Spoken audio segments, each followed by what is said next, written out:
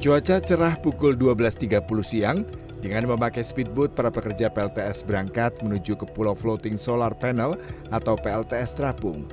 Setiap hari, petugas memantau kondisi modul panel surya yang menangkap panas matahari sebagai penghasil energi listrik non-emisi. Setelah menempuh 10 hingga 20 menit perjalanan, tibalah speedboat di perairan antara pulau nomor 2 dan nomor 4. Kirjono, Plant Manager di PT Pembangkitan Jawa Bali Masdar Solar Energy atau PMSE, bertugas untuk memantau fisik dan kebersihan modul surya agar berada di kondisi maksimal operasi. PMSE, tempat Kirjono bekerja, adalah sebuah perusahaan joint venture antara PT Pembangkitan Jawa Bali Investasi dan Abu Dhabi Future Energy Company Masdar dari Uni Emirat Arab. PMSE dibentuk untuk mengoperasikan PLTS Terapung seluas 250 hektar dengan 13 pulau panel surya terapung. Tantangan perawatan untuk floating, satu tadi areanya luas, kemudian aksesnya harus menggunakan boat, kemudian untuk tim pemeliharaan juga tidak semudah di darat ya, dia harus menjaga keseimbangan di atas floater. Sebagai pegawai yang di sini, Pak, apa yang harus diperhatikan ini daripada PLTS di darat? Risiko-risiko apa yang dihadapi, Pak?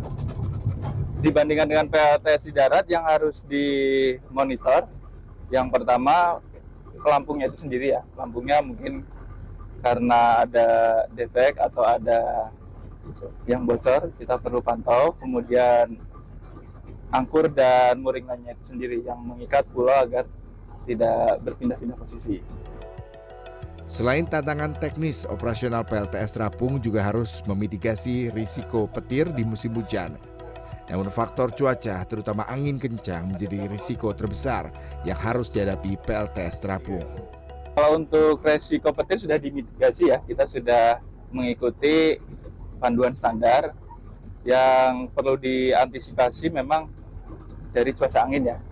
Ketika angin kencang itu lebih berisiko, tension di mooring line kita lebih tinggi. Kemudian di area selatan juga ada truss boom ya, sebuah tali atau barrier yang menjaga agar eceng gondok tidak tertiup angin ke arah PLTS. Sebuah pulau PV floating atau pulau PLTS memiliki kapasitas 15,7 MW peak. Jika ditotal, dari 13 pulau PLTS ini terpasang setidaknya 343.000 panel modul surya. Tak heran jika hal ini menjadikan PLTS Terapung Cirata dinobatkan sebagai PLTS terapung terbesar se-ASEAN hingga berita ini ditulis redaksi. Namun, selain masalah teknis dan alam, operasional PLTS Terapung Cirata juga memiliki tantangan sosial dari masyarakat sekitar. Keberadaan keramba jaring apung juga menjelma menjadi risiko besar bagi operasional PLTS Terapung Cirata. Ini gambaran saja, ada siapa lagi selain kami. Jadi selain kami PLTA, ada PLTS Terapung Cirata, tapi di sini juga ada keramba jaring apung. Jadi di sini keramba jaring apung cukup besar, cukup masif. Bahkan yang diizinkan kurang lebih, nanti mungkin akan ditambahkan sama teman-teman Cirata ya, UP Cirata, itu yang diizinkan kurang lebih sekitar 7.204 keramba jaring apung. Saat ini sudah melebihi dari 90.000 keramba jaring apung, jadi sudah over capacity ya. Dan sebenarnya kalau misalkan Bapak Ibu cek di Google ataupun di ChatGPT, keramba jaring apung terpadat di dunia, jawabannya adalah Cirata. Respati menjelaskan, akibat masifnya keramba apung tersebut membuat kadar amonia di perairan menjadi tinggi sehingga gulma berupa enceng gondok pertumbuhannya menjadi cukup masif dan tersebar hingga 150 hektar perairan di sekitar PLTS dan PLTA Cirata. Sebagai informasi, PLTS Cirata adalah objek vital nasional di bidang energi bersih. Fasilitas ini mampu memproduksi energi bersih sebesar 200 hingga 300 gigawatt hour per tahun.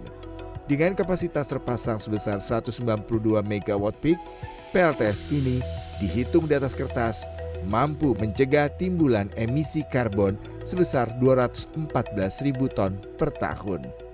Agung Happy, Purwakarta, Jawa Barat.